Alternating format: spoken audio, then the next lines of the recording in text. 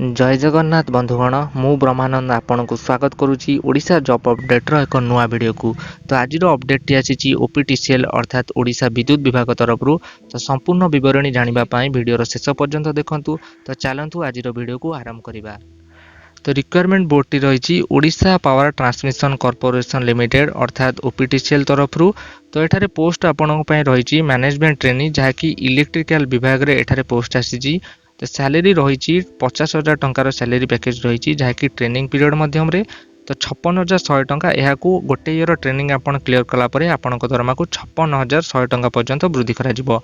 तो ओपीटीसीएल तरफ एठारे जो वैकेंसी पोजिशन गुड़िक आसी कही रखुची यूआर 25 पोस्ट आसी जो वुमेन 8टी एससीबीसी 5टी आसी जो वुमेन 2टी और एससी 8टी पोस्ट आसी जो वुमेन 2टी एसटी 12टी पोस्ट आसी जो वुमेन 4टी पोस्ट उपलब्ध। यही भाव टोटाल 50टी पोस्ट आसी जो 16टी पोस्ट वुमेन मैंने आवेदन करेंगे। तो एलिजिबिलिटी क्राइटेरिया जदि देखा 2021 होता गेट एग्जाम जदि आप वैलिड स्कोर करेंगे तेज आपड़ एलिजिबल हो पारे। तो क्वालिफिकेशन जदि देखा मिनिमम 60% जदि आप स्कोर करेंगे इलेक्ट्रिकल हो कि इलेक्ट्रिकल एंड इलेक्ट्रोनिक्स इंजीनियरिंग जदि आप 60% स्कोर करेंगे तेज आपड़ एपाई आवेदन करेंगे। 10% रिलैक्सेशन रही जहाँ केवल एससी एसटी पीडब्ल्यू कैंडिडेट को पाई। तो एज लिमिट जदि आम देखा 1/8/2021 अनुसार आपण बयस जदि 21 वर्ष अधिक और मैक्सिमम 32 वर्ष कम हो तेज आपड़ एलिजिबल हो पारे।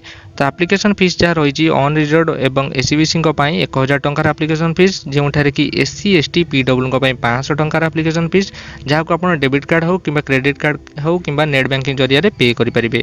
तो इंपोर्टाट डेट्स जहाँ रही ऑनलाइन रजिस्ट्रेशन आप 1/8/2021 रु 31/8/2021 मध्य ऑनलाइन रजिस्ट्रेशन करेंगे। तो डॉक्यूमेंट जहाँ दरकार पड़ो डेट ऑफ बर्थ सर्टिफिकेट हो कि 10th सर्टिफिकेट आपड़ दे पारे।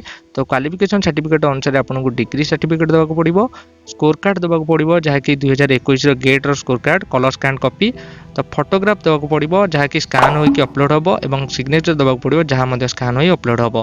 तो जदि आप गवर्नमेंट कि पीएसयू एम्प्लॉय होते तेज आपको एनओसी देवाक पड़ो। अधिक तथ्य आपण निम्न दि जाइथिबा नंबर में कांटेक्ट करि पारंती। जदि यही अपडेट को नहीं आपणकर कौन प्रश्न थाए तेबे आपण माने आम कमेंट सेक्शन में कहि पारिबे। तो यही भली नुआ नुआ जॉब रो अपडेट पाइबा पई आम चैनल ओडिशा जॉब अपडेट को सब्सक्राइब करंतु। रहउछु जय जगन्नाथ।